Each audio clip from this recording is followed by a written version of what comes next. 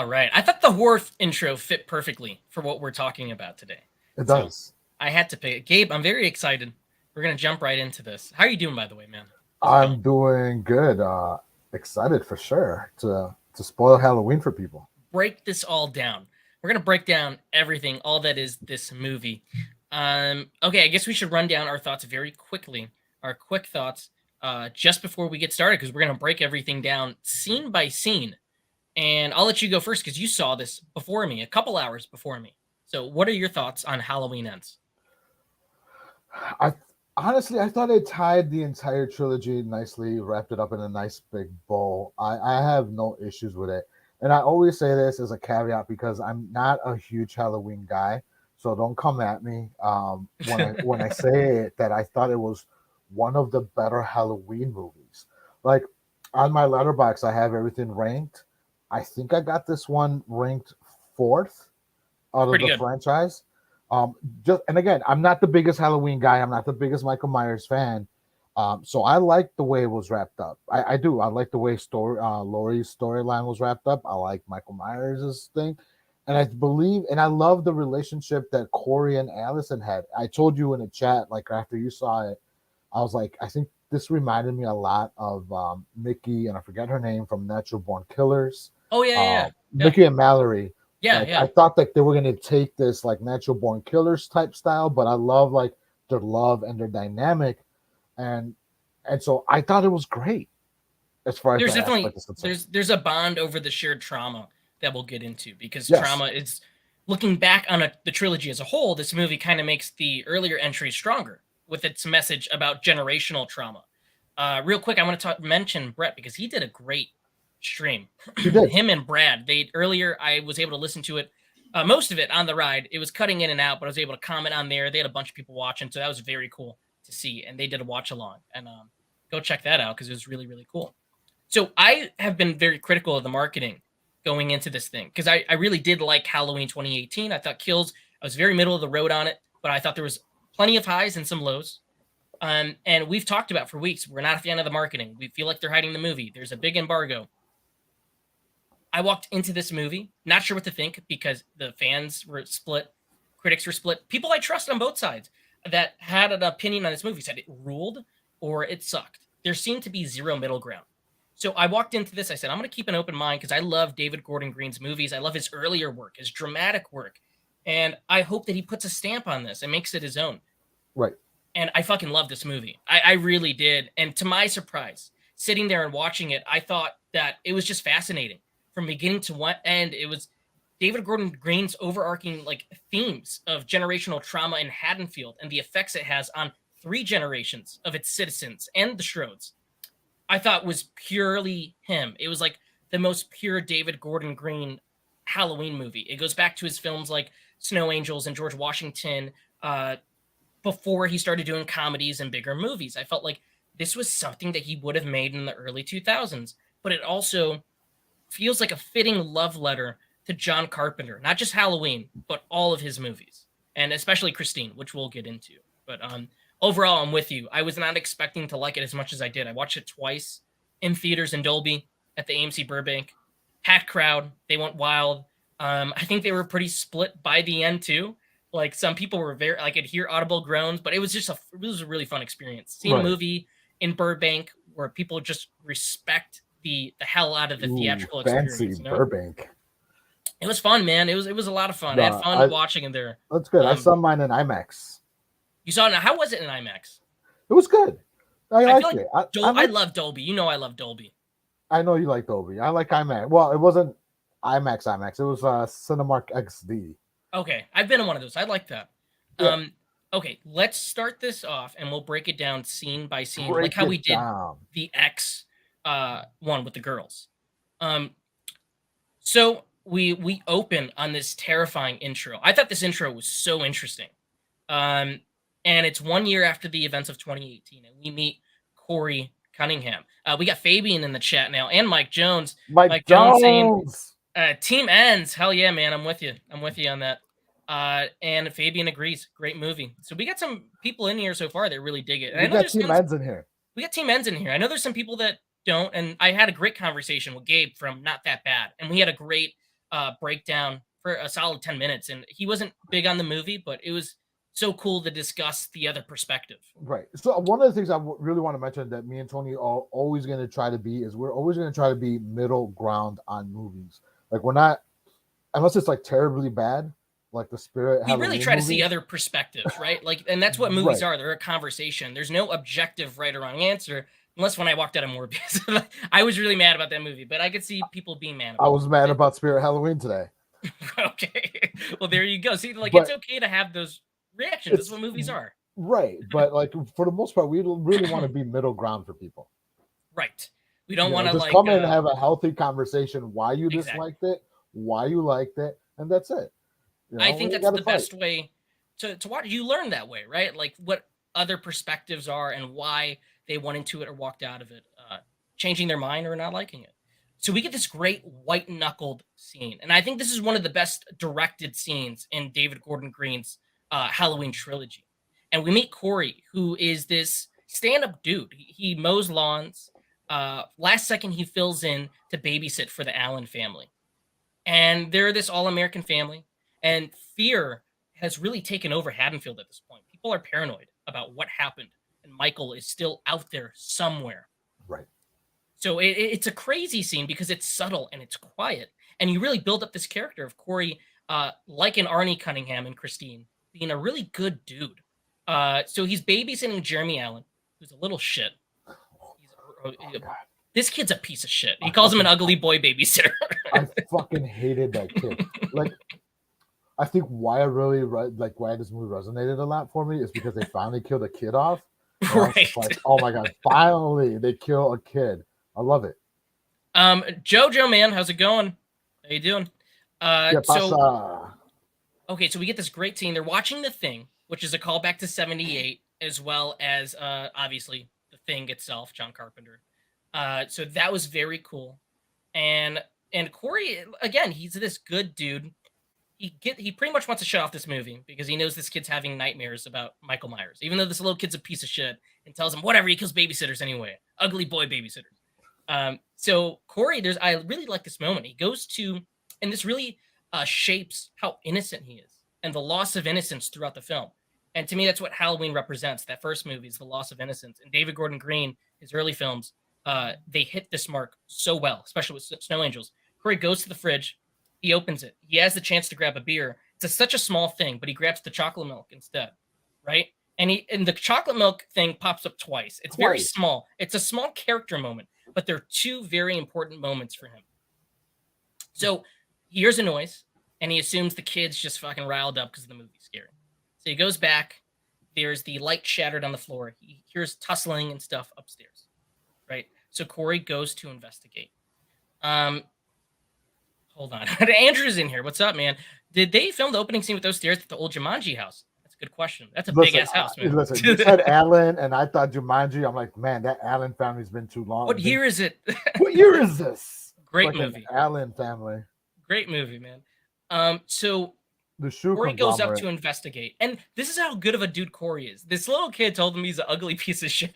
And he still goes up to protect him. It's that natural inclination. This is the first time in the franchise where I felt like a character there was a mirror held up to 1978 Laurie. Laurie was so innocent, and that innocence was taken away, leaving her in Arrested Development. Corey goes up to investigate because he does care about this kid, even though, he's a piece of shit.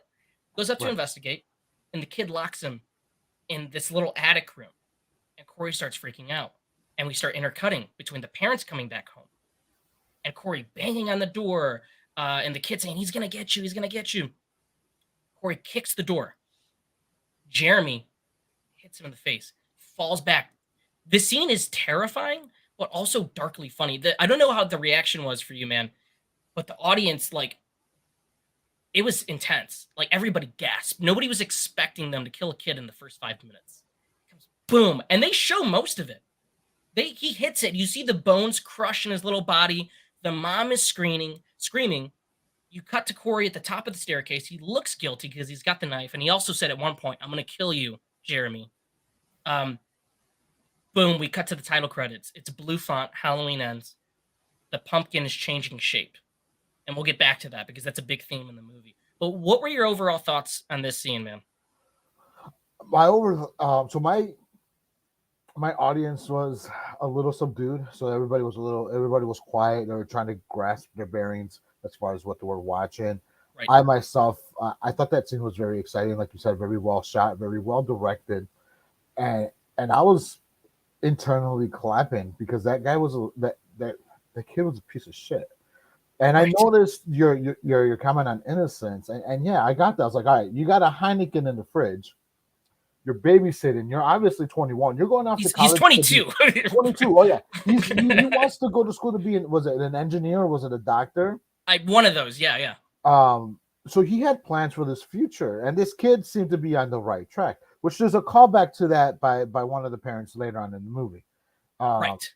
and so I was like, all right, cool. I like the direction that they took that they took it at the beginning. Right. And the fonts and the way they opened up, it reminded me a lot of like old school 1978 Halloween opening up.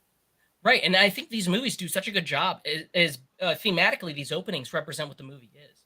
Like Halloween Kills has all the pumpkins lit, right?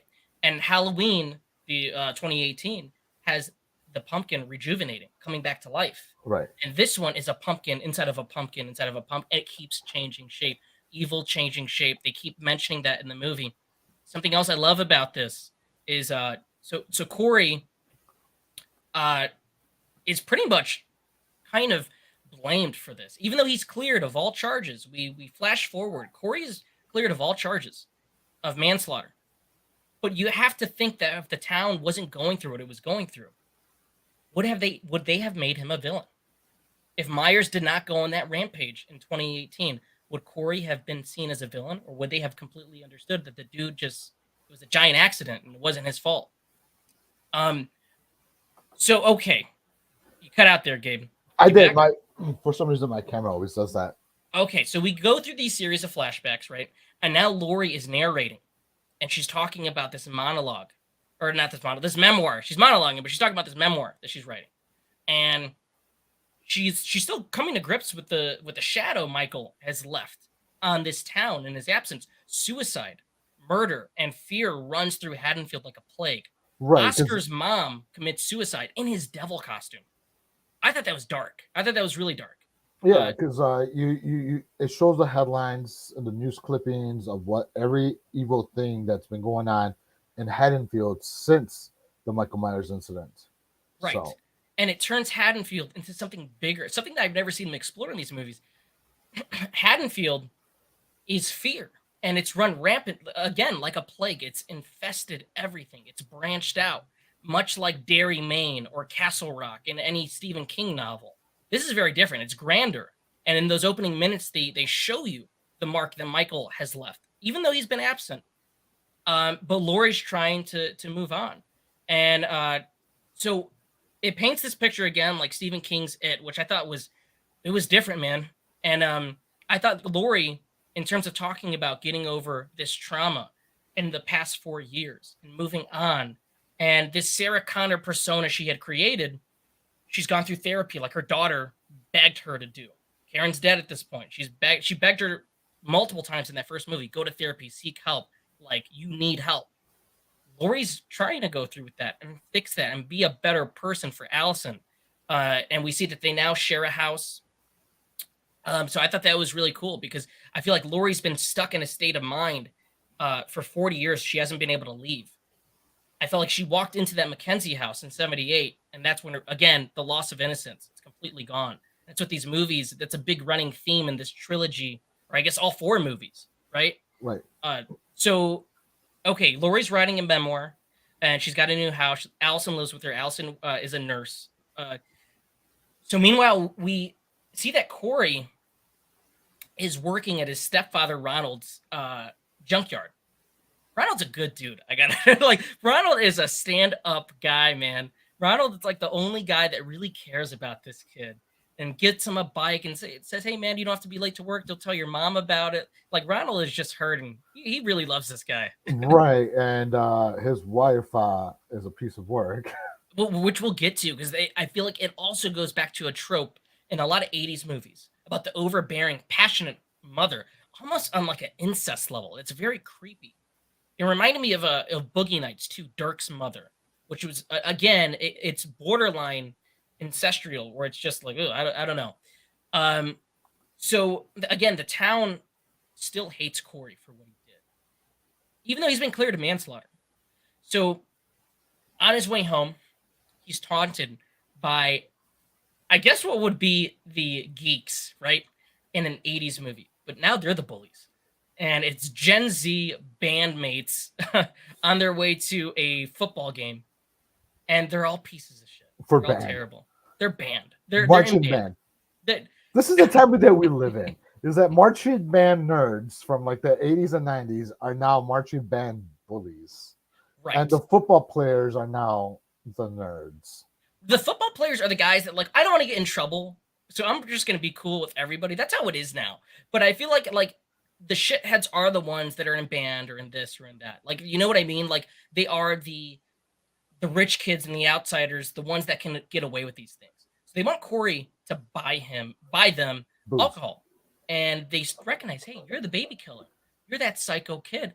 And it's this boiling pot scene, right? Where he's holding the bottle, the chocolate milk. But yeah, don't forget, because we're talking about innocence, right? So he goes to the gas station, and of all the choices that you could get, grabs the chocolate milk again. You could get cherry Pepsi, you could get Coke, you could get beer, anything. He's 25. He's 25. He still has that innocence about him, and he gets chocolate milk, which they should have just paid the sponsorship and just put like Yoo-hoo, because that's what it was. It was a Yoo-hoo. It was a glass bottle. It was a Yoo-hoo. It was a Yoo-hoo rebranded.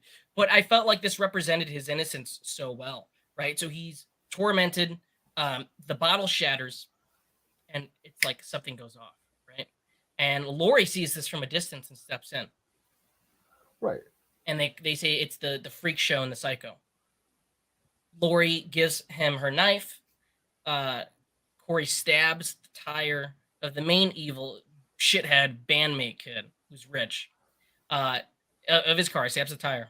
And then Lori takes him to the hospital to get stitched up. But she also plants it because she sees this kid that's misunderstood.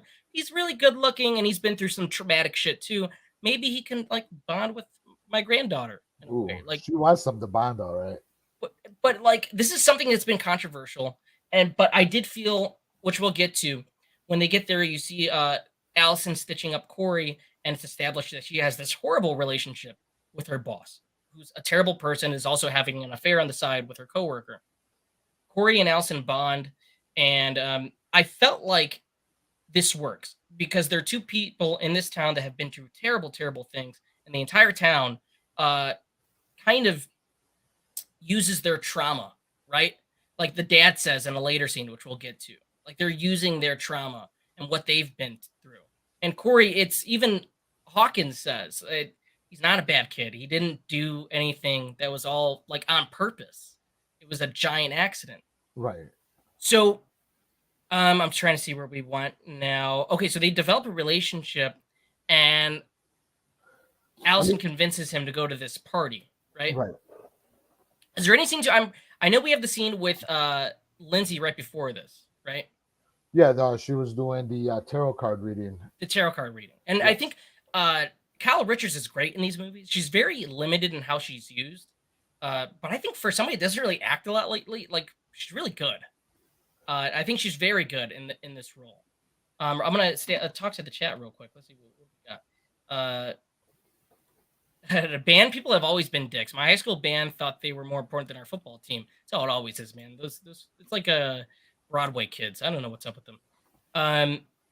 Okay, so what should we jump into, man? Should we go straight to the Halloween party? Because I feel like we're skipping over something. Are we? I just want to say that people don't realize that damaged people, it's sort of the same opposites attract, right? But damaged people really just are a magnet for other damaged people. When somebody sees that you're damaged and they're damaged themselves, you're like instantly like there's an instant attractionist for that. And for them, there's this spark because they've been through things that nobody else understands. Right. Again, it's established that Corey is not evil at this point. He's a dude that had something terrible happen to him. And Allison is somebody who has gone through something that nobody in the town can quite understand. So she is kind of attracted to this kid who's a little older than her and is an outsider. And I really like the way Allison is established in this. So they go to the Halloween party. And the mom is there, Mrs. Allen, and she's drunk, and she can't stand the fact that Corey is having a good time. And Lindsay has to like take her away because she's screaming at him. And you could just see the happiness that Corey thinks, man, maybe for a moment my life can change. Like when he's on the floor dancing and he's in pure euphoria with Allison, right? Like maybe my life can be different. Maybe I could like make something of it. It's gone. Right. That's it. It's gone Right. because he's reminded of what he's done. And he himself feels responsible for what he's done.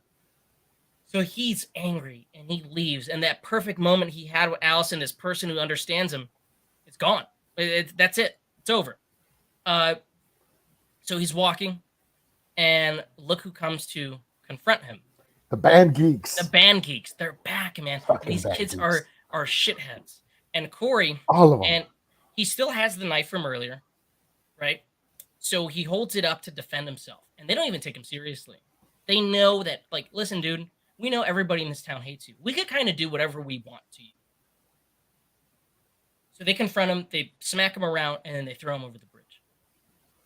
Accidental throw over the bridge. Accidental. They call it a, yeah, sure. See some other people in this chat. Good Lori moment for slashing the tires. That is a purely Lori moment. She's a good person and a character, and she saw somebody, again, an outsider like her, because she's been an outsider since she's been in high school in every iteration. She knows that feeling. And I feel like, again, like as I said earlier, Corey in the opening minutes feels like Lori from 78. Ashton, how you doing in here, man? So Corey's thrown over. And at this time, they've been hinting at Myers in the sewer, like Pennywise. But we haven't seen him. So Corey's thrown over. And let's see, where am I at here? Okay, so he's thrown over, and he wakes up in the sewers, and he's confronted by Michael, who's been living here for years. Michael's in some bad shape, man. Fucking motherfucker can't even get up. He is in bad shape. He's just like, give me a second. Give me a second. I'm gonna get your ass. I mean, he Give me a was minute. beat down. He's like he's an 80-year-old man that got beat down by like the town. He's got like 20 and knife and bullet. magically escaped and magically appeared in a house. Right. He's been through some shit. Corey wakes up and he's like, where the fuck am I? Corey walks through this corridor. We get this great shot of an arm grabbing him by the throat. Michael. And they have this moment, and this has been a moment of controversy, right? So I want to ask you how you took the interpretation. What's your interpretation of this scene? Michael looks into Corey's eyes, and we get this flash of images and all the things Corey's been through. Michael lets go. What did you think of that scene, man? At first, I groaned. I was like, oh, because he lets him go. Right. And then as I contemplated it, and as I thought about it, and I thought about the flashback, I thought it was like Myers seeing the pain of what he's gone through, and seeing that he could turn that into like a surrogate for himself. Like he could use Corey as a surrogate. He could sense it in a way. He could sense that there's some evil in him, and he's gonna try to, manipulate that evil and let that evil come out. That's the way that I got it. Right. This evil that this town has created. The town created the new Michael, the new shape, not Michael, the new shape. Corey, and I thought there's a great line later on in the film when Willie the kid gets a call in before he dies, and a woman tells him, if you stare long enough into the abyss stares back into you. That's the scene. And it goes back to the old saying is, it's a nature versus nurture, right? And this Corey, we've talked about how he was innocent. That's his nature. Corey's innocence, that's his nature. Right. By the time he gets to Michael Myers, the sewer, his nurture, the way he's been nurtured after the fact, is just evil. It's just evilness. You could only take so much bullying, so much, pushing around until you snap. And I think that's what Michael Myers saw in his eyes. He's like, this guy is ready to snap, and let's just go in for the kill, basically. Pun intended. Call me daddy. What's up, man? What's up, Daddy? What's up, Daddy? I believe that Michael shared a part of his essence. Yes, I do agree. To Corey, but just like how Michael shared his essence to Lori. That's interesting. Yeah. Um, Michael became Man Thing. Okay, so Corey leaves the sewer, and he's in a bit of shock himself that he was let go by this boogeyman. He knows who this is, but he's reborn. Something happens. The weirdo homeless man who's Michael's roommate. He's like fucking. I know he takes people down there. Why do he let you leave? I'm Michael Myers. It's fucking Give me the weird. mask. Give me the mask. Give me yeah, like he's Give me acting that fucking. mask. Go He's get going. me that mask. He's acting crazy. He's got the fucking knife, right? And there's a tussle between the two. And when I thought this scene was so interesting, and again, this goes back. This is Corey's baptism. He's reborn in this scene. Born by fire. Corey stabs the homeless man multiple times. But I don't know if it was for you, but to me, it felt passionate, like he was letting loose. That was Corey's gone. At this point, it's this version of the shape that the town has created inside Corey now. Right. That's who left the sewer. That's who killed. It was like a sexual tension had been released right. inside Corey. It was almost like this sexual release in a way, right. Which has always been in these movies. It's always been there, especially that first movie. Okay, so we get that struggle. It's very intense and intimate. Corey goes home and his mom is just fucking berating him, and this kisses again, him. it's very classic. I know she kisses him later, man. She kisses him later. Right now, she's just talking that shit to him. She's talking that shit. Like it's like when you come home from school and you didn't do nothing, and your parents want the house clean or something. They just start talking that shit. If you're in a good mood, it's a Friday night, whatever it is, they just want to ruin your day. He goes up. He's that bandage he had earlier. Goes up to clean himself. He takes it off and he looks in the mirror. And there's this look that nothing can hurt me. Nothing can hurt me. It's intense. He stares back at himself, and it's not him. It's not that kid at the beginning that's drinking the chocolate milk, and maybe is a little bit starry-eyed. It's not that kid. It's something else entirely. And there's this newborn confidence in him too. He has this air of invincibility to him. Yeah, nothing can hurt him. And the movie calls back to that later. He literally thinks he's invincible. So he goes straight to Lori and Allison's house. We get this great callback to the window sheet scene of 78. Lori looks out the window. By the hedges is Corey. Lori goes down. And this kind of funny. He pops up behind her, and it was kind of ridiculous, that jump scare. The way hey, I just want to talk to Allison.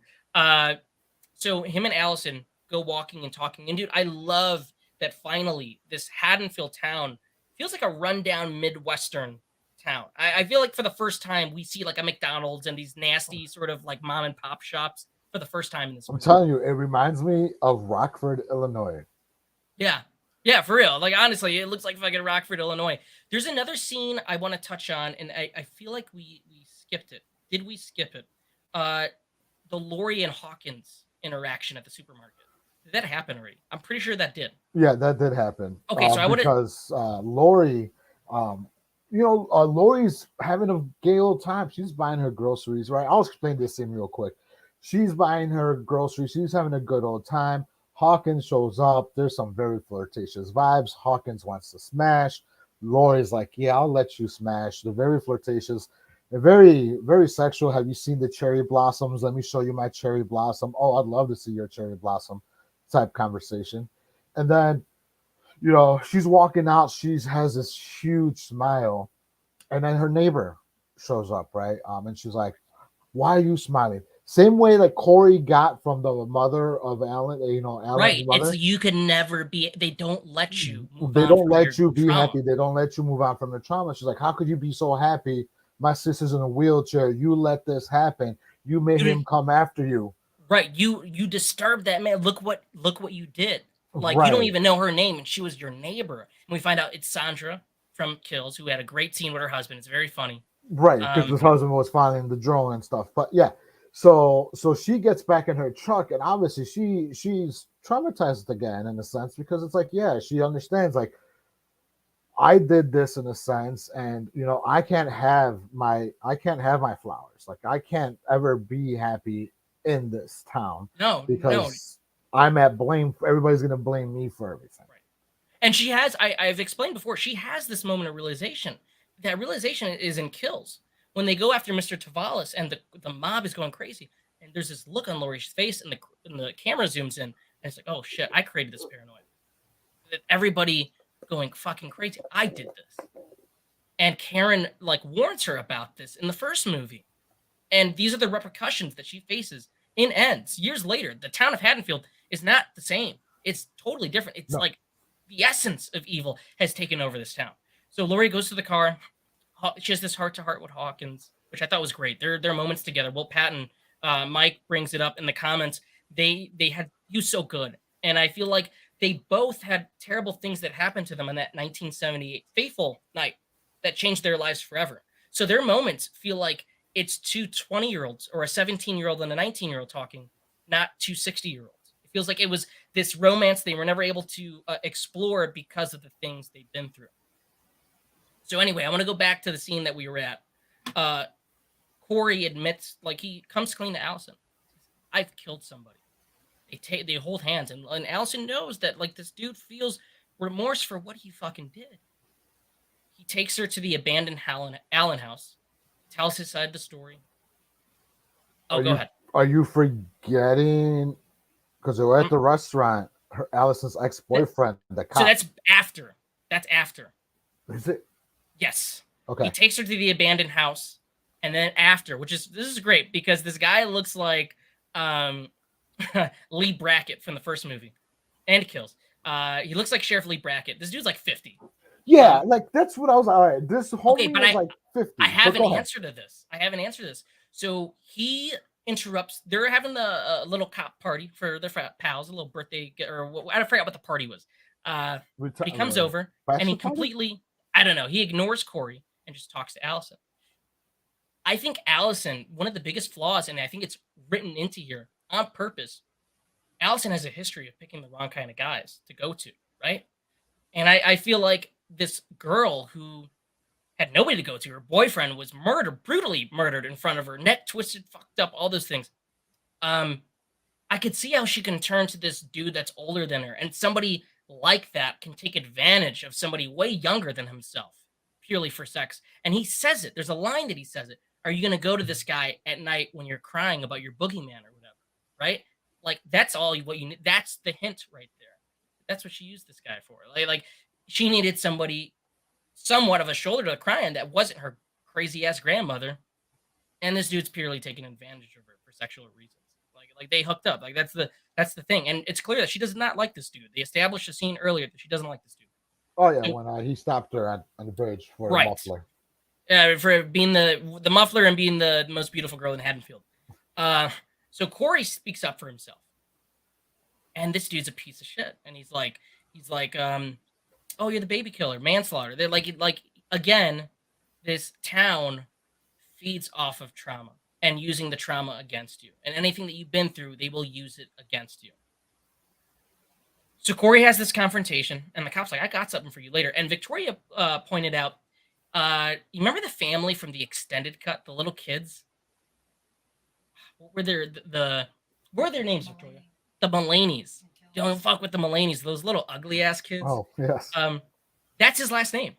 He's a descendant of that family, which I thought was kind of funny. I thought it was cool. Like, oh yeah, so this family's still here and they're still shitty and they're still like terrorizing in some form. So Corey and Allison leave at this point, right? Where am I? Okay, so they go on the dinner date, they leave. Corey, he's like, I got something for your ass. He lures the cop into the sewer after fucking with him.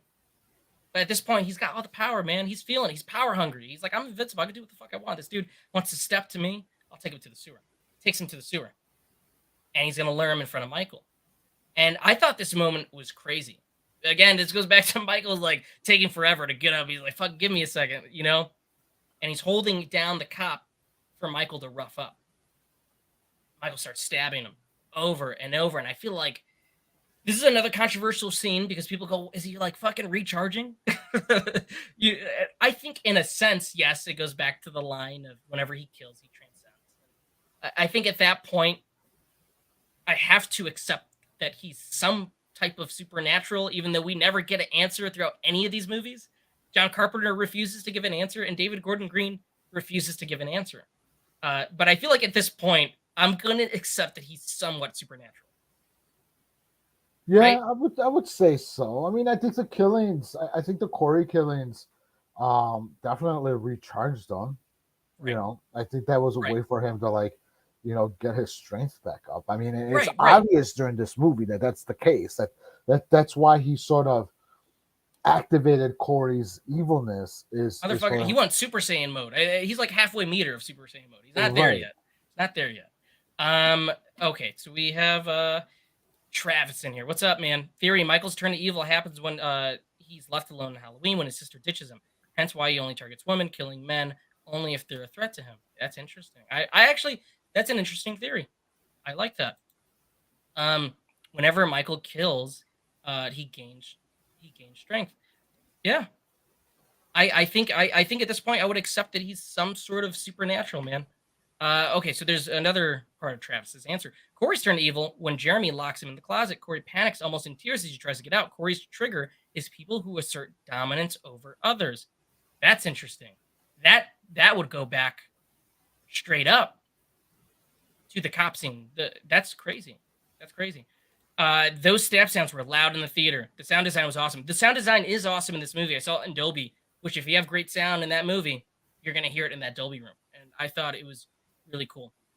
So they share this moment, and both those motherfuckers charge up over that kill. Um, Well, one I thing thought, I thought that was interesting, right, is because he tells Michael Myers, like, you do it, like, teach me. He wanted Myers to teach him how to kill. right, And like Myers stared at him, and I was like, all right, cool. Fucking knife right across the fucking neck, stabbing. As Corey is like hugging him from behind on the yeah, floor, they you game bang know, this guy. they basically, Eiffel Tower him in a The sense Eiffel there. Tower, The Eiffel Tower, the right? officer. So Corey is like holding on to him. Michael Myers stabbing him. I'm like, Corey is like, I don't know, getting some sort of like sexual pleasure from He's this. getting some sort of like dominant pleasure over this. Right. But he asked Myers to teach him how to do it. And that sort of Right, like supercharged him for his next kill. right. So Allison, she's pretty pissed. She doesn't get this promotion. Obviously, she doesn't get this promotion because her boss is banging her friend, her coworker. Right. Again, this goes back to this entire town, just sort of like whatever about people's trauma. Uh, she sort of she's talking to her, and she goes, "Oh, I guess I just get off on this whole Michael Myers shit or whatever." Um, so I'm assuming Corey knows all about this. He knows that she didn't get this promotion Right. because She didn't want to sleep with that doctor. right. So Corey and Michael, they team up, they combine forces, and they go to the doctor's home. The They make doctor that and sweet macaroni and cheese sound. I thought the scene was very eerie.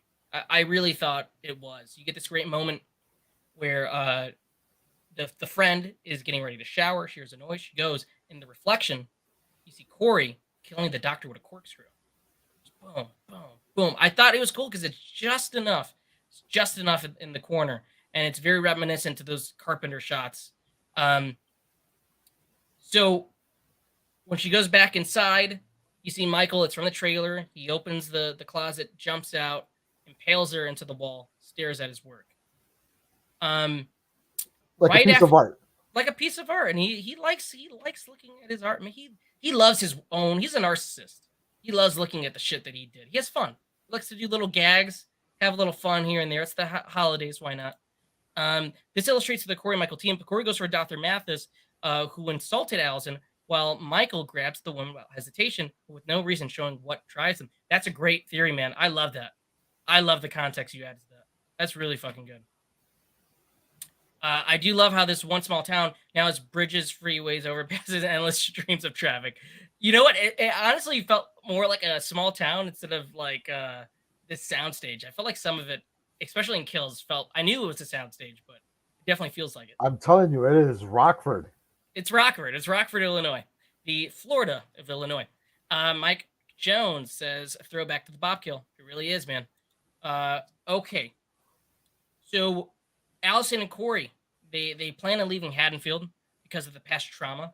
But Lori, she's becoming suspicious. Very The suspicious. She the goes Lori meets the from 4 years mom. ago is creeping back in because Corey's mimicking some of the little like things that Michael does, that behavior. Right. She's seen his eyes. She's seen those eyes. She looked into those eyes. She goes to visit his mom. His mom's like, he's a good boy. He's a good boy. But she's got a problem with him dating. Like it's like this big fucking problem. And she says this great line where just because your boogeyman is gone, this town turned my son into one, or something along the lines of that. And Right. that's the big thing of this movie. Obviously Lori like can't even sit there and talk to this crazy ass woman. No. And then she goes to the bar.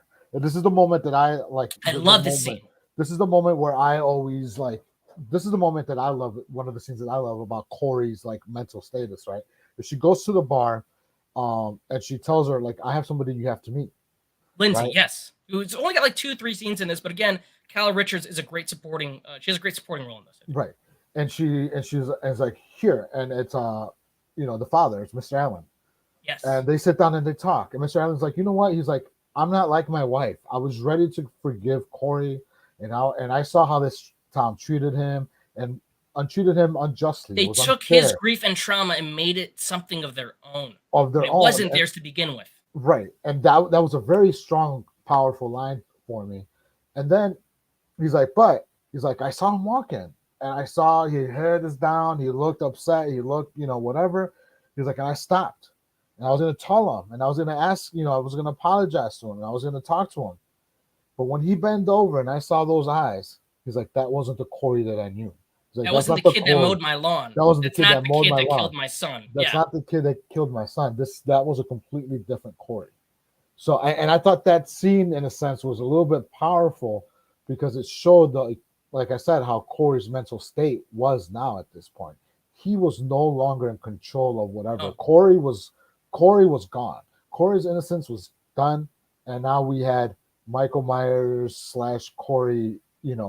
It's this new version. Remember, there's the line where evil changes shape, in a sense that you could say that's Corey.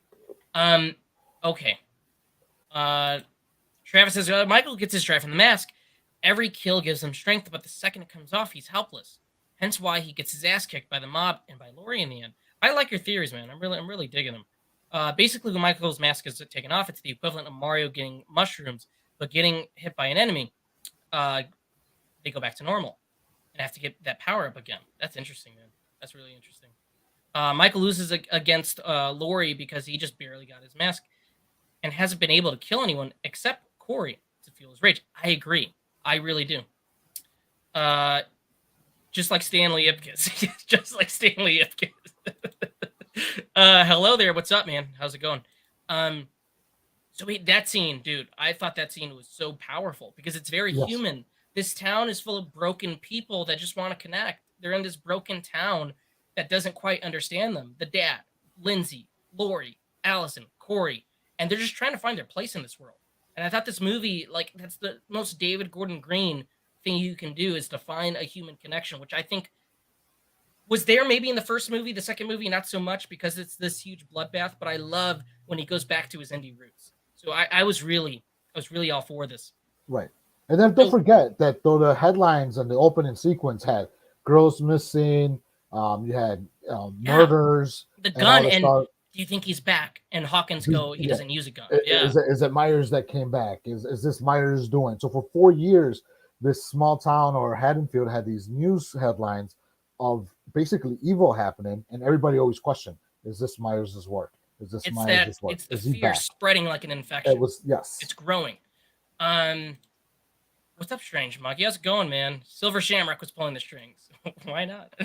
Going with the Halloween 3 font. I guess you can theorize. It's good to have you in here, man. Okay, so Corey and Allison, they plan on leaving Haddonfield. They have that shared trauma. Lori becomes suspicious. So Allison and Corey, I love this scene. It's the red lighting. They're on the motorcycle. They go to the top of the radio tower. This reminded me of the Lost Boys with the synth music in the background. So one of my favorite tracks in the soundtrack is this moment, and they have this connection. And it goes back to what you said about Corey feeling invincible when he jumps off the radio tower. Right. And there's this glee in his Allison even eye. said that, like, "What, you feel like you can't die?" Yeah, And yeah. he's like, "No, I can't." And then he jumps off the roof and is like, "Okay." And then we see Willie the Kid. This is very much a Danny McBride, Eastbound and Down character. So he's like, "Hey, what are you doing? Like, you get hurt." And then he sees who it is. He sees that it's Corey and Allison. And I thought this dude's a total doucher, right?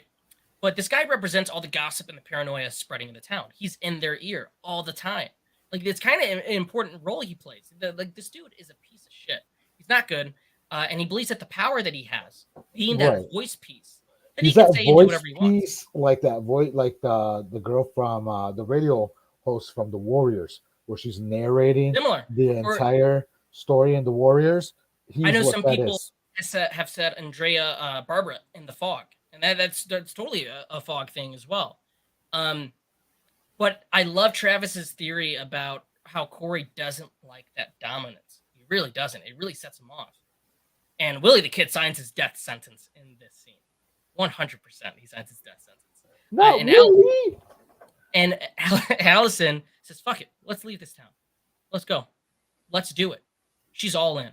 And you can see how she can be all in. I mean, she's got a crazy ass grandmother. Sure, she's somewhat normal now, but her parents are dead.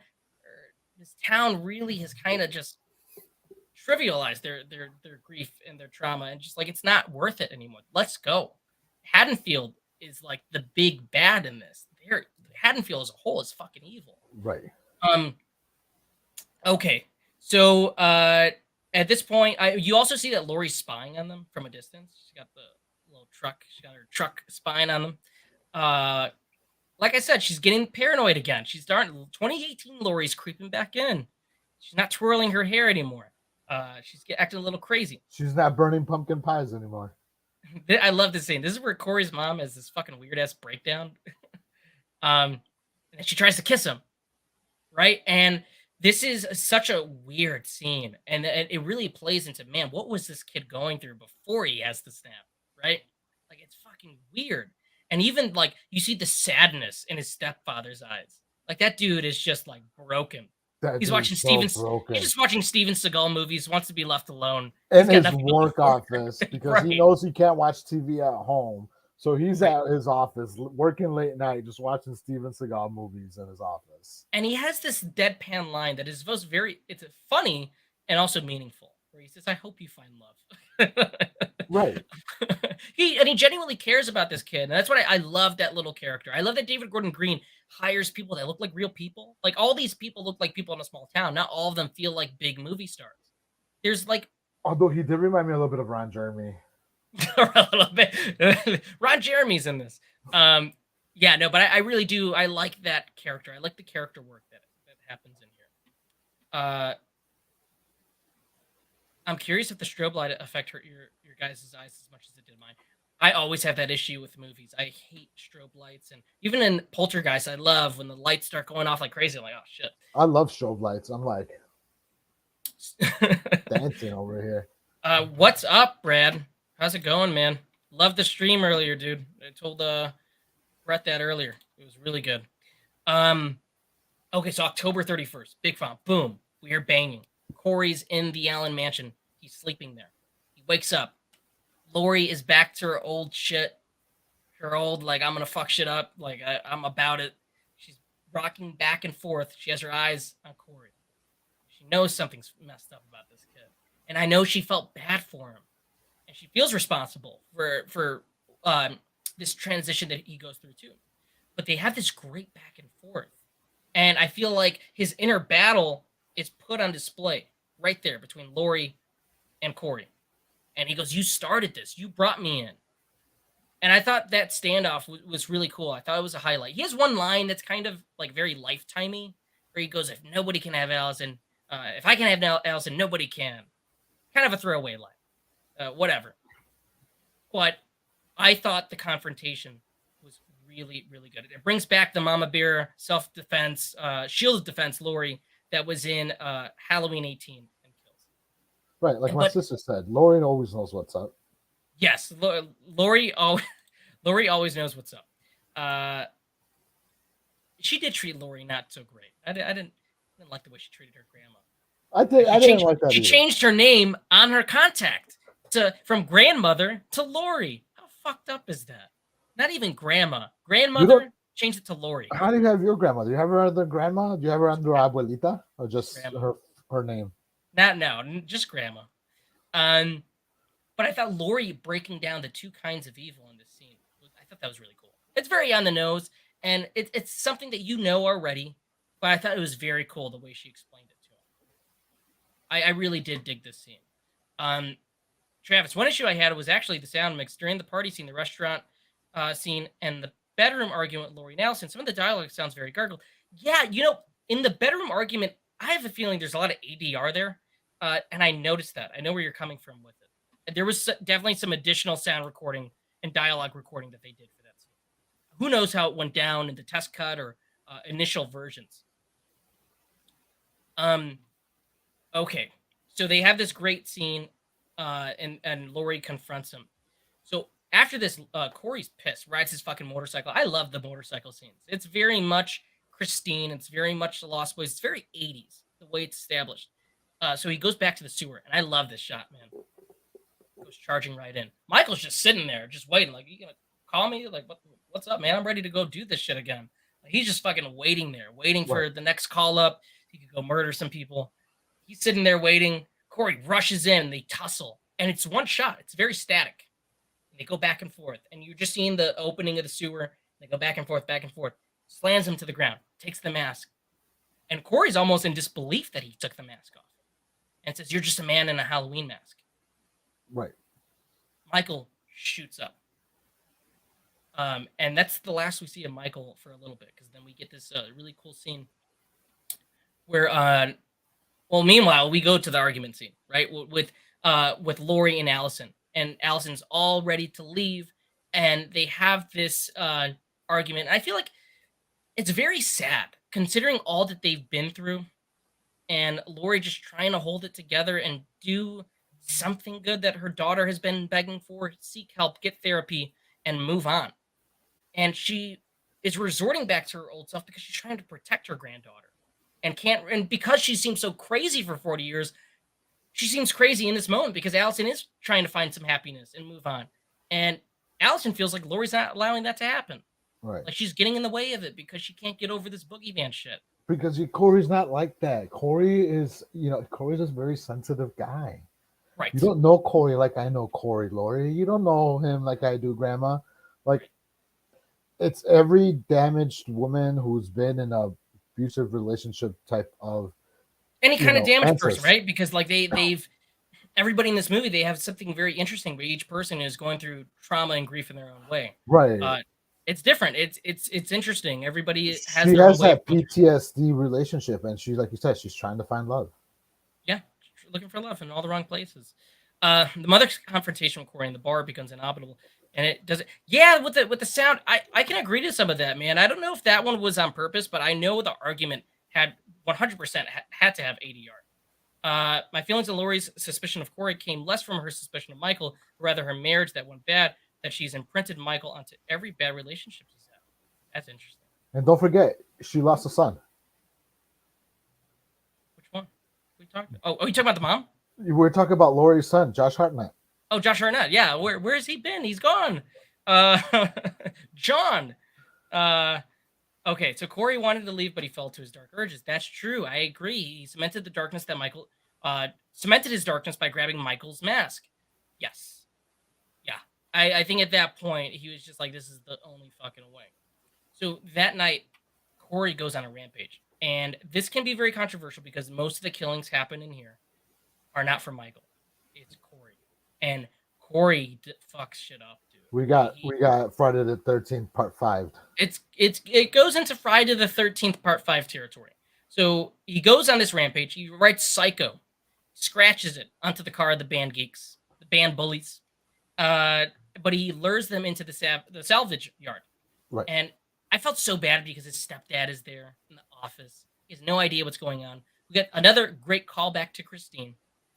The band bullies go in there, and they're looking for him. They see the bike. They knock it down. They're going to fuck it up. One of the kids that has the drumstick is jammed through his eye. They discover him in the car. At this point, Corey starts taking them out one by one. He runs over. What happens to the black girl? I forget. Does she gets hit, right? She jumps over the fence and it hits her, or what happens to her? No, sure kill is off screen. It's the chunky, thick white girl who She gets gets run hit. over and she's She gets under run there. out. She's And then under the there on main the fence. kid gets the blow. She's hit with the wrench, Travis said. Okay, thank you. My mind blank. Right. Was the dad watching Lethal Weapon? Was he watching Lethal Weapon? Good choice. The main kid gets the blowtorch to the mouth, which has got to be so fucked up. Right. That's got to be painful. He gets the worst death. But before that, which I What's thought it? was so Is this sad. painful, or is the curb stomp more painful? Like, oh man, yeah, who knows? The curve stomp is pretty terrible. Ronald gets killed accidentally. He gives the kid, he gives the main bully kid a gun to protect himself.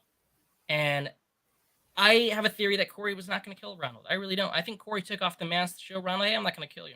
Maybe I'm wrong on that. I honestly don't think Corey would have killed Ronald because I think Ronald was the only decent person. Ronald was the only one that showed him love. He was like the only one that cared for him. Right. So this scene is gnarly and it's fucked up. And he leaves in the pickup truck. Everybody is pretty much dismembered. Ronald is down. The bullies are down. Ends with the face thick down. white girl, though, that was obviously she didn't stop the bullying, but she was the one always saying, "Don't do that. Leave him alone, guys. Let's just walk away." She did object to it. She always objected to the bullying. Also, how is a 26-year-old man going to allow some high school students to bully you?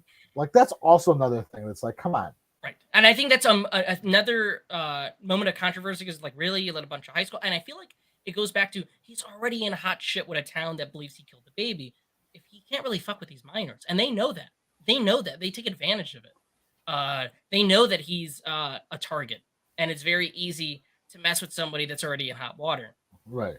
I'm not sure if it was the way it was filmed, but the girl getting run over made me chuckle. It was kind of humorous. It's very much like boom. It's very slapstick. Ronald didn't know what was going on. Poor Ronald, man. Justice for Ronald. You know, eating his spaghetti, just chilling, watching action movies from the 80s. I started clapping when Corey took out the bullies. Yeah, they kind of deserved it. And bullies, man, the worst kind. Most of the people he kills kind of deserve it. Most of them.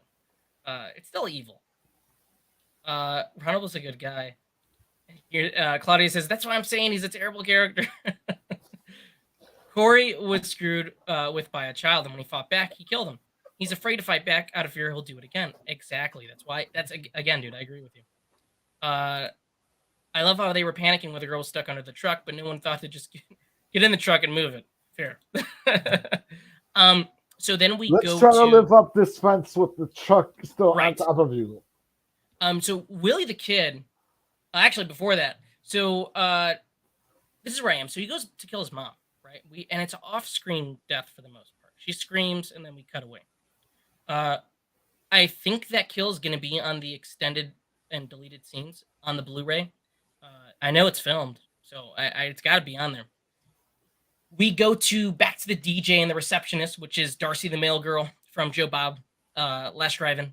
So cool that they got a cameo for her in there. That was very fun. Again, her kill is off screen. Something's happening to her in the background while Willie is playing. Unfortunately, she wasn't naked. Right. No, Willie's playing I Was a Teenage Werewolf, which I thought was fitting and such a cool song. And he's vibing to it, having a good time. He just had a conversation with a caller who said, hey, man, you got to stop talking that shit. You keep talking that shit, all right? Like, and she has that speech about the abyss, and it's staring back into you. And he's like, whatever. He's like, I'm going to play some music. So he does that, and this was disgusting, man. This was fucking disgusting. Willie gets one of the gnarliest kills in the franchise, I think. And it's gross. And I love the way David Gordon Green films it with the push-ins and the zooms and stuff, and cuts off his tongue. Like, after banging his face in, Corey bangs his face in so many times, cuts off his tongue, and his mouth just looks... It's a great practical effect. What did you think about that kill? And Corey doing most of the kills in this scene? I thought it was funny, because especially once he cuts off the tongue, it just keeps on skipping.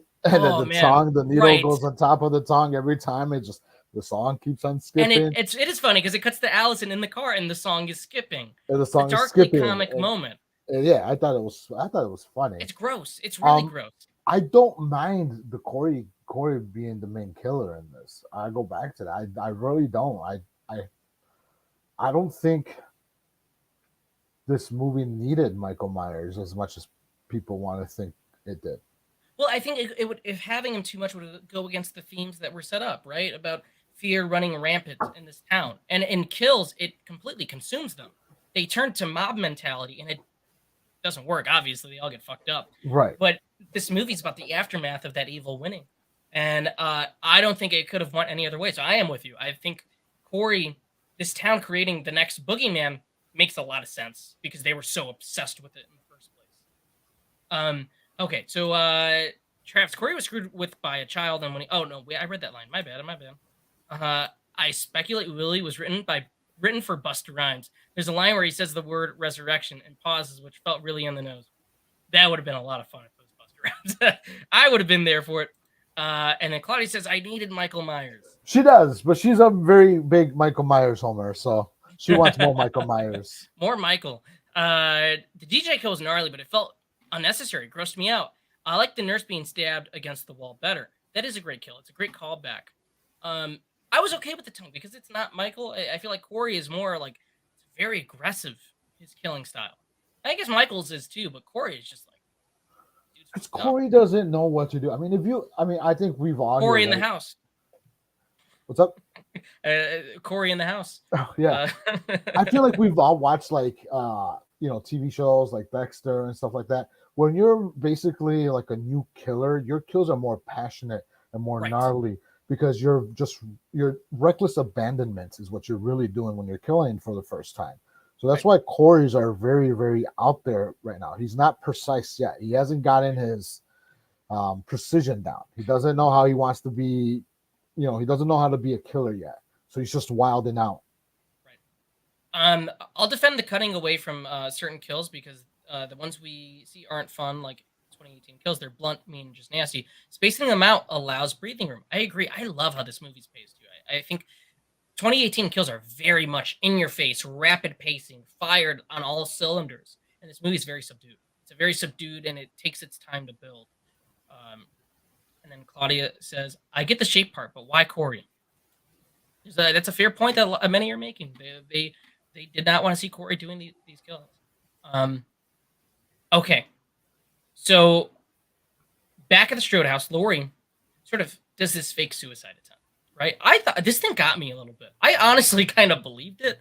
I don't know about you, but I could see this character Before you get to that, though, we have to go back to Allison because we mentioned it, right? So she gets to the restaurant. It's like meet at 9:00. Right, and he's not there.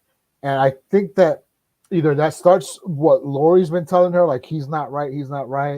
That sort of maybe puts in a little bit of seed of doubt into her because like where the fuck is he? Like it's 9:00. He's been talking about how much he loves me, how much he wants to get away with each other.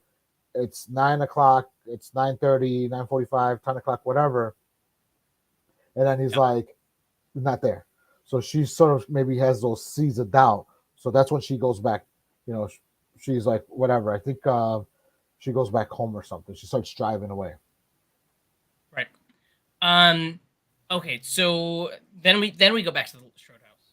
And Laurie does the fake suicide attempt. But boom, she shoots the pumpkins as Corey's walking in. And she goes, do you really think I would kill myself? Boom, boom, boom, shoots him. And he falls down the stairs. She tells him, kill me. She shoots the bullets into the wall. Like, here I am. You want to kill me? Kill me. He stabs himself in the neck instead. This guy's just, he's got nothing to live for at this point. He's like, fuck it. It says that line again, if I can't have Allison, nobody can. Which this is kind of crazy that Allison walks in on this and Laurie has the knife. I don't know why she picks up the knife, but Laurie's kind of like, I didn't expect this kid to fucking kill himself. Like she's kind of taking it back from it too. Right. And Allison at this point has been turned against Laurie and she totally believes that Laurie has like done this on purpose. Like she She can't even get in her head that Corey could have done this because he's been wronged before. Why would this be a possibility? Lori breaks down. It's kind of fucked up. Allison just storms out. Michael arrives, retrieves his mask. He took a while, right? Like, he's hurt. He takes a while to get here. Real quick. All right, here we go. The one issue with Allison's character is how, despite Corey having a new set of wounds and having blood in his hands every time she sees him, she never questions it. Yeah, this dude's always messed up, right? Like, he's just always... I think his hand got infected from all that blood and stuff. Definitely, yes. Okay. So, Lori has the showdown with the Shape. It's for the first time, like, she feels scared. Like, it's almost like she doesn't even feel ready for this fight. Right? Like, that's what I took from it. She almost doesn't even feel ready for this fight. Well, she's not ready like she was in 2018. No, she doesn't have the fun gadgets and the Batman toys and all these things that she's set up in the basement. She doesn't have the gun, none of that. She's kind of has to use her wits, and she has the upper hand because he's not really at his at his highest potential as the Shape. It's kind of like, not there. So she used the microwave timer to sort of let herself get somewhat of an upper hand on him, to give him, get the element of surprise up on him. And I thought this battle wasn't like 2018, which is a fun sort of beat 'em up. This is kind of like brutal and like emotional. She wants to kill this motherfucker. And she wants to put this monster to bed, one that she's lived with forever. So I thought Michael got like a pretty painful death, man. Like, and I felt like for the first time, he sort of seemed like anxious in the face of death, right? Like, he's fidgeting around, the fridge is slammed onto him, and she's at this point stabbed a bunch of knives into him. She Jesus Christ him. She Jesus Christ him. Yeah. JC. I'm sorry, Fabian. It's evident Myers was on his deathbed. Yeah. The one issue with Allison's character is how, despite okay, I read that already. My bad, guys. My bad. Claudia says I shed a tear for Michael. So Lori she slits his throat. Right. Right. She slits his wrist. Actually, no, she slits his throat first, and then she stabs him up the fucking side. Which is kind of like, fuck, man. Like, you're going fucking in. Like, well, and before we get to all that, during the fight, I think maybe Lori might have gotten her tip. She got nipped a little bit. She got nipped a little bit. Yeah, she got nipped. In the garbage disposal. She definitely looks like it got nipped. And but she never slams played back. More than that. She headbutts him. Yeah. Right. Well, she for the most part, has the upper hand in this fight. It's very passionate, but he is not 100%, like, at all. Dude hasn't been training. He got a couple licks in, but he hasn't been doing his training, man. And neither has Lori. I mean, it's definitely like, Listen, they both were not prepared. Two geriatric fucks just fighting at 60 right. and 70 years old. Right. They're very old. Right. It's like when you watch like the Expendables. It's like you got two old people fighting. It's the Expendables without all the horse steroids. Right. Michael was getting sliced like cheese. He was. It was like, which I love, right? I like these fights, but you could tell they were just tired of the fighting. They were tired of what was going on, even on Myers' part. So I want to bring up this because this is a question I do have, and this is something I was like, oh, okay. Corey's attempt to frame doesn't really work, as it doesn't explain why Corey showed up in a jumpsuit and a Myers mask. Yes, that's something that I still have questions about. I would love to see the explanation for that. If somebody does have one, or a theory, whatever it is. I don't know. I still, to me, that's something that doesn't click. So they have the passionate fight, and then we get this flashback of when Michael has his grip on Lori. You go through the iconic moments between the two. Allison shows up and breaks his fucking arm. like it's pretty brutal. Right. She tells Lori that she's not going to let her do this. They slit his wrist. Let him bleed. Neck, wrist, and the side. He's bleeding out like crazy, man. He's bleeding out like crazy. Um, okay. So what I love in the next scene, Barker Hawkins. Barker's only in this one scene, by the way, and he knows he's fucked up on in the night of 2018. Dude made a bunch of mistakes. He did not take Myers seriously at all. And then the mob happens, and he doesn't even know what to do. He's like, oh, like I guess they're gonna do their thing. I like, but what I love here is even he feels the need to when they have the uh Allison and Lori, they want to take the shape to the industrial shredder.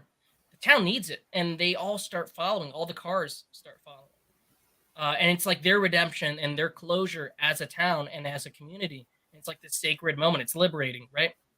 Right, but you got to forget, right? They're like, go ahead. Laura's like, we got to do, take him through the town and show him off. And one of the officers like, I don't think we can do that. And It's a then procession. It's everybody coming together. It's right, like a funeral. and he's like, we can't do that. The cop says that. The cop says that, and then the black sheriff comes in. He's like, oh no, for this, we're gonna do that. I love that because that is his redemption in a way, because he didn't take it seriously. He didn't give a shit, and he goes, we need this. Everybody needs to see this. And I thought that was one of the coolest moments, even if, like, I know there's many that hate the movie, and that's fine. Like, we all view it differently. I love that that's a moment that in a closing chapter that you have where you're just like, let's overkill. Another, like how Travis and my sister Claudia just said, Lori holding Michael's hand as as she slit her wrist. Great callbacks. Just a little beautiful, sweet moment. It's sweet. It's two lovers. I love the nice callback to H2, but Lori holding Michael's hand. Yeah. Okay, so they go to the junkyard. Julian's there. Little Julian. He's older now. Sandra and her sister. Everybody wants to see this motherfucker just get shredded to pieces. And Lori goes up. Everybody's carrying him like he's Jesus. They all start like carrying him across. They go to the industrial shredder. She pushes him down, and the camera doesn't pan away or anything. You see, it's a great practical effect. His body goes down, starts crushing, blood splattering everywhere. And that's the moment that they take back their community. And I thought the next scene, we have Lori finishing her memoirs.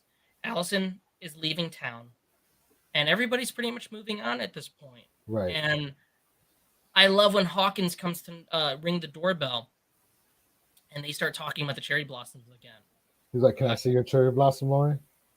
Yeah. You make it sound overtly sexual. It is overly sexual. But what I see Lori's cherry blossom. What I love about the scene is it goes back to the whole broken people in broken places. And that's what this movie is about. If it works for you or not, that's to me, that's what I took from it. It's right. Broken people in broken places. And it's a quiet and definitive ending where it calls back the first movie. Is it definitive though? I think it, at least for the Myers and Lori story, I would say this is pretty definitive. There was a comment earlier here, right? What if for the next one they take all that ground Michael Myers and then make Oscar Mayer wieners, and then Haddonfield eats Michael Myers meat? Is that a real comment? Yeah, somebody made that comment, and they were calling it the curse of Oscar Mayer. The curse of Oscar. That's great. Spider-Man 2 train moment in Haddonfield. Yeah. Barker's scenes were cut. He's supposed to be in the flashback with Corey after his death, but it was cut. He's also meant to find the body of Mulaney. Huh. That's cool. I didn't know that. Test screening. I love this moment between the two. And then it gets very quiet, and we see the different locations. And usually in the first movie, I mean, you have the heavy breathing, and it's like, he's everywhere. In this movie, there's no breathing. There's nothing. And then they choose to play Don't Fear the Reaper, which hasn't been played since the first movie. So, and Rob Zombies. And Rob Zombies. Oh, they did play in Rob Zombies. You're right. They did. So overall thoughts, Gabe. I guess I'll finish up mine, and then I'll shoot to you, because that was Halloween Ends. And yeah. For some people, it's it's a very frustrating movie, and I think it can be. And for others, they loved it. So it's a very split and very divisive. And I don't think there's any right or wrong answer. It really depends on how you feel about this franchise and what you want out of it. There should be healthy discussions about it. So I know it left a lot of people confused and pissed and overall just mad at what this team created. And that's okay. Like I said, to to me, it drove home what made Halloween great in the first place of just small town Americana decaying in the form of fear and paranoia. I felt like the whole trilogy, like I felt better about the trilogy as a whole. And I've had I love the first part, and the second one I have some mixed feelings on, but I don't know. I feel like I need to see them back to back to back, and I want to know what that experience would be like. Um, but yeah, man, that's Halloween Ends. Gabe, what's your overall sort of feelings like? What do you think, man? This was Um, a heck. It's a crazy movie. It's a crazy movie. as a non-Halloween fan, like I said earlier in the show, I think that I would have to put this up high as far as the trilogy is concerned. I think that everything in this, the way that it ended, was the way it was meant to be ended, Right. in a sense. To me, it felt. I felt like if John Carpenter would have done like a true trilogy to his movies, not like these forced ones that he had to do, with one and two, that this probably would have been the trilogy the way he would have gone. I think Carpenter's, I think Carpenter would want to expand more on how Haddonfield felt. Well, that was one of his unused ideas in Halloween 4, where like Haddonfield had created another version of Myers. That never got very far. That was a story that he had come up with. I never read the script. I know that's something of an idea that they toyed with. But I think this movie is like 100% very Carpenter. Maybe not so much Halloween, but I think Carpenter as a whole is very cynical, but ends in a bittersweet sort of way. There's an essence of hope, but not too much. Um, Right, because honestly, this community of Haddonfield is never gonna be as bright as it was pre right. Myers 1978, right? Or even 63. Like Or that's even something that they've 63. lived with. There's Yeah. something that they lived with. They lived with the babysitter, the babysitting murders of 63. Then you move on 15 years later, right? And even then, for those 40 years, they still couldn't move on while Myers was in a mental institution because Right. Lori was still around doing what Lori was doing.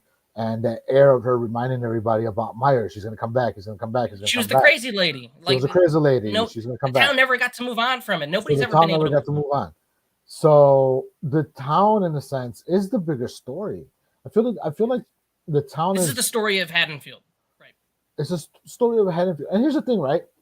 Is Myers how the Halloween as a franchise has never made the town as big of a franchise like Friday the 13th did Crystal Lake. Right? You talk about Friday the 13th, it's synonymous with Crystal Lake, Right. right?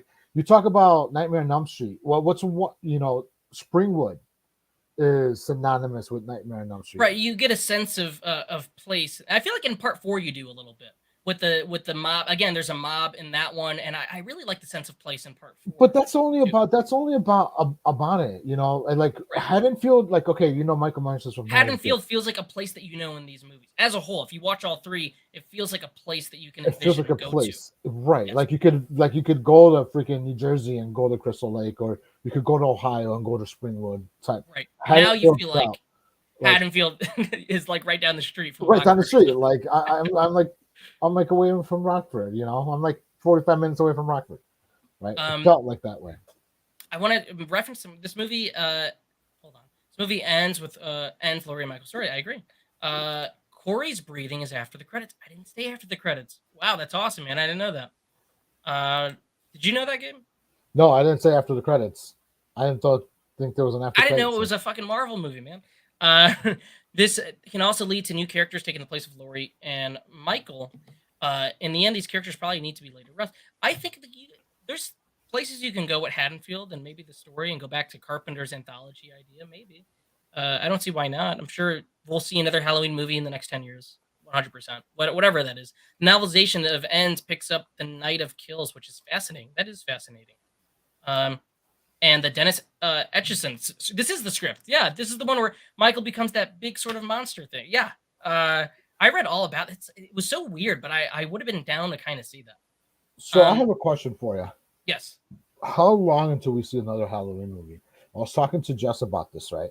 It seems like every decade there's a Halloween movie, right? You had Right. H2O, Resurrections in the 90s. In the 2000s, you had Rob Zombie. The 2010s, now you have Ends, Kills. 2020s, you have 2018 and Kills. 2020 decade, you have Ends. Right. Are we talking about another 10 years from now from another Halloween movie? A I reboot? would. Like a third reboot? Like a second reboot? Would it be a third reboot? I think it's very what they learned in this movie, and I think Blumhouse was gonna let them do whatever they wanted because they knew they were gonna fill butts in the business. Everybody, your mom and dad, your sister, cousin, whatever, they were gonna go see this movie because that first one was such a massive hit. 2018 was huge. It was everywhere. And it broke box office records for a slasher. And Kills was very successful, even with COVID and Peacock. I think there's a way to do it. I don't know. I honestly don't know if I have the answer. I think we will see Michael Myers back on the big screen in some form within maybe the next 9-10 years. I would say just that time frame like you have put out. I think there's a way to do it. I think if you keep it super like mysterious and very minimal, like that minimalist take that Carpenter had in that first movie, without the lore, without Laurie, without all these people, a new set of characters in Haddonfield, and you explore that and fear in a different way. I think there's a way to do it, but I don't know. But I think people would be expecting a Michael Myers. They would, if you come out with Do you mean like do you like a classic sort of Michael Myers story, or do they do something else with it? Oh shit! I think like another classic Michael Myers story. I think that's what it'll be. I think they tried something new and different, and they'll go, okay, in 10 years or whoever it is, Trancas. I don't think Blumhouse will be involved. Whoever it is that makes these movies, maybe Dimension again. They'll figure out what that is. I don't know. It's a tough question. I don't know if everybody will be hungry again for this kind of horror. I feel like they felt the right time, right? Because we hadn't seen this character in a long time in this kind of iteration, right? Like this Right. sort of classic Carpenter sense, and it hit those member berries and the nostalgia, and this trilogy really banked on that.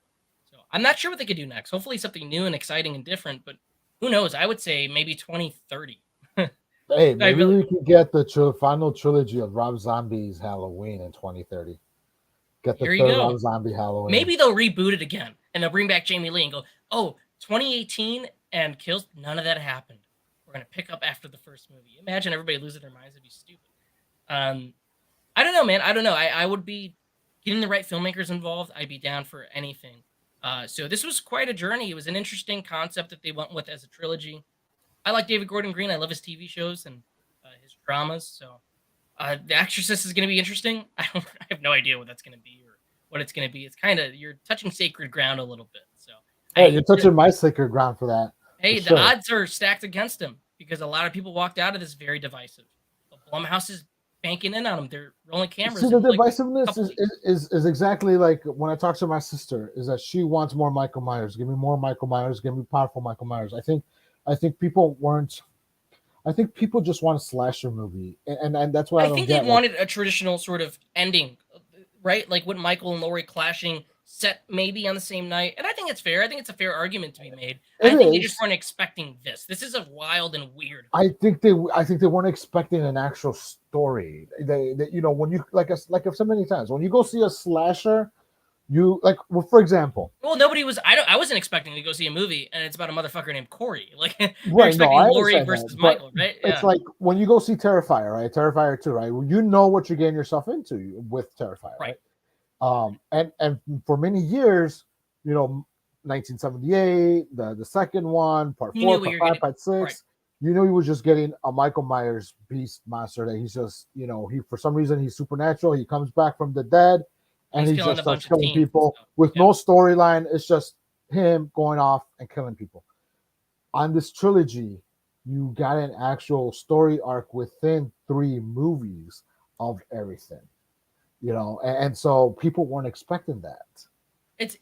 It's weird because it's whether I know they made this change later down the line, and I know part 3 was supposed to take place on the same night. I'm not sure how I would have liked it. I think it would have been a safe choice and a really fun choice. But I think picking up years later to see how Haddonfield dealt with those events was interesting. I thought it was really interesting. So it's the Halloween 3 effect, man. Maybe down the line people will dig this movie. I dig it as of now. I really, really liked it, and I think it fit in with the first 2 that he set up. Right. I'm gonna mention the chat real quick because we're heading out here. Will Patton laying the vegetables for Laurie was so nice, and she finally got a good ending. Great send off to Jamie Lee. I agree, man. We get 4 Avatar sequels before we get another Halloween movie. I know. Hopefully, man. They're I hope shooting so. Avatar 4 right now. They're already shooting it. I'm like, we don't even have 2 yet. But 2 looks crazy. 2, the effects on that look really insane.